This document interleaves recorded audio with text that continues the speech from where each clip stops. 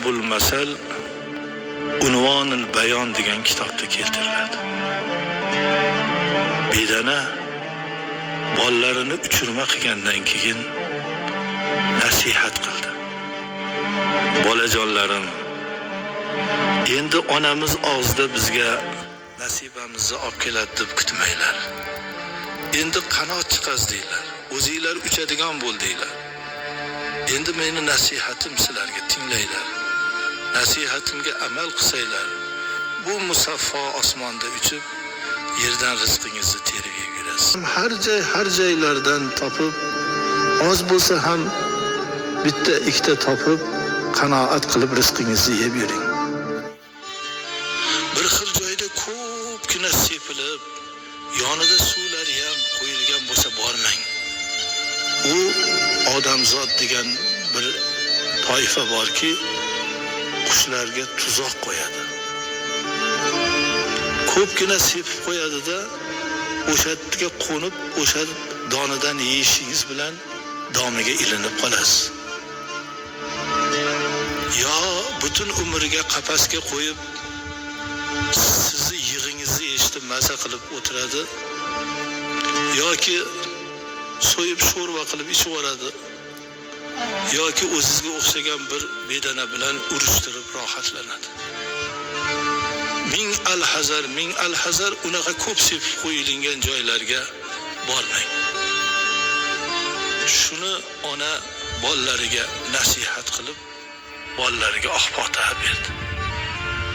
Bir bolasi bu yoqdan cho'qib uchib yurdi-da, bir payt bunday qarasa, o'sha qiynalib topib yurgan narsasi ko'p turibdi bir joyda. Yonida suvlar ham, hamma narsa yaxshi. Bildi, onam aytgan tuzoq shu bo'lsa kerak. Dedi-yu, bitta cho'qiyman dedi.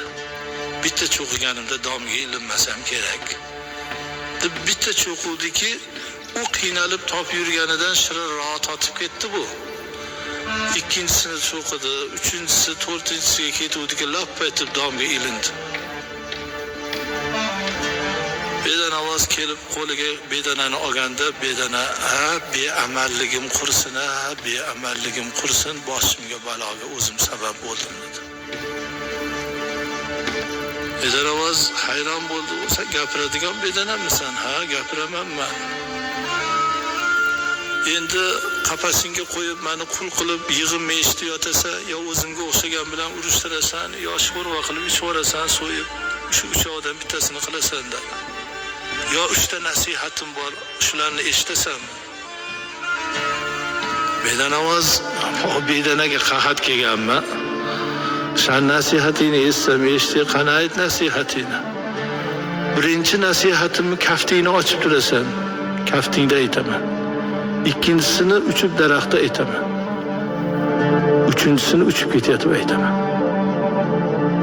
Bo'pti deb bedanovoz qo'lini ochdi, bir silkinib bedana o'ziga kelib oldi-da, qo'lingdan ketgan baxtga hech qachon pushaymon bo'lmagin. Ketgan narsani qaytarib olaman deb obro'yingni tushirmagin. Ketgan ketadi. Ko'p odam ketgan baxtimni qaytaraman deb obro'sini tushiradi. Bir kasalga uchraydi. Allohga qo'y, sabr qil, Alloh o'zi yana qaytarib beradi. Dedi, fir aytib daraxtga qo'ndi. Sizlar insonsizlar, Alloh sizlarga aqlni juda katta bergan. Bir gapni eshitsang, aql tarozingga qo'ygin.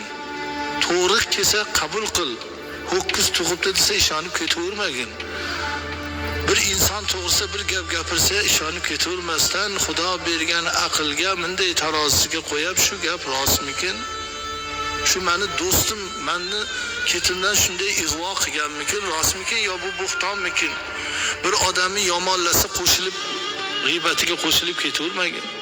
Bir masala eshitsang, oyat hadisga to'g'ri keladimi, kelmaydimi? Buni bir o'ylab ko'rgin. Oyatda bormi, hadisda bormi?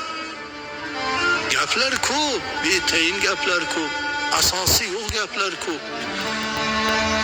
O'sha so'zlarni hammasini o'ylab, asosini qilib keyin ishongin. Dedi bir sinab ko'raydi bedana ham. Ey bedanovoz, mani so'yganingda, qonimni yoganingda tuxumdek gavhar bor edi ichimda. Butun bir shaharni sotib olarding u gavharga. Dudiki bedanavoz o'zini o'zi urib, ko'tarib urib, voy men nasihating tinglamay, so'yib gavharingni olmayman. Xudo bergan ekan uchirib o'tiribman deb yig'labdi. Ancha o'ziga yig'lab kelib, bo'pti endi uchinchisini aytib qo'yqa. Beamal.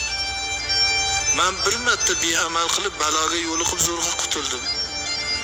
Sen hozir ko'zimni oldida ikkita nasihatga amal qilmading.